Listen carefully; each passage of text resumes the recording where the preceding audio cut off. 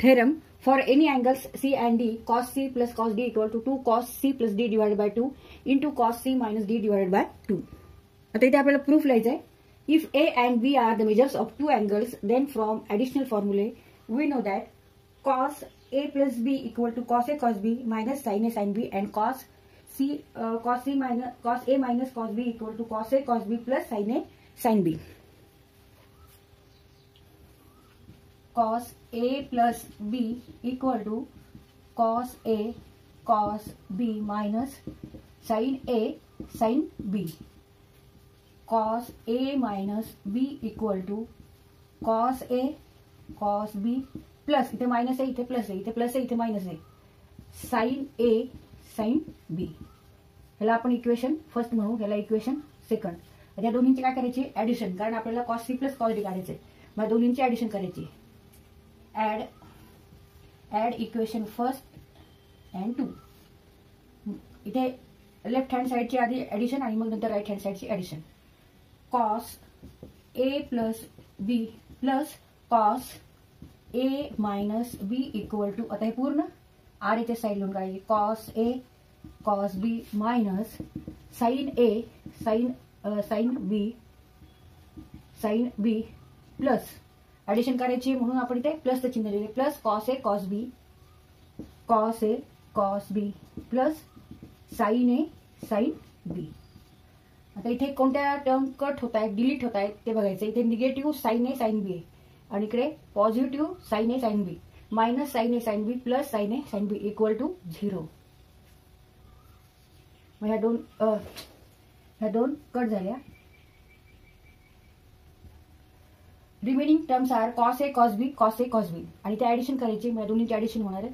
मग 2 cos A cos B cos A plus B plus cos A minus B equal to 2 cos A cos B.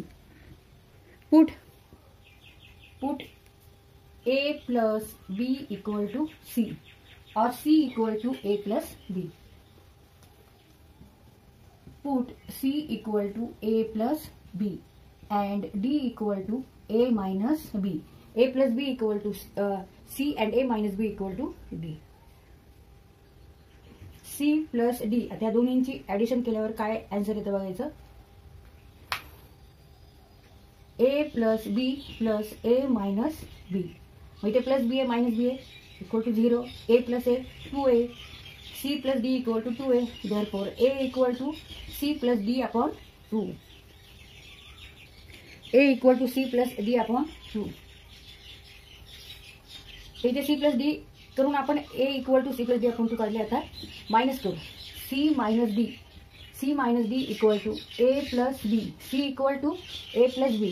C equal to A plus B and D is A minus B minus D A minus B. आता हे bracket मध्ये घेऊ आपण. मग A plus B minus A. Negative become here positive B. Multiplication of two negative number equal to positive. Now A and minus A equal to 0 म्हणजे cut होतील. B plus B 2B. C minus D equal to 2B. Therefore, B equal to C minus D divided by 2. Now put it in this equation. Our equation upon 3 now.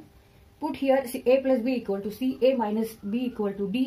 A equal to C plus D upon 2. And B equal to C minus D upon 2. And it is equal to RHS side of this theorem.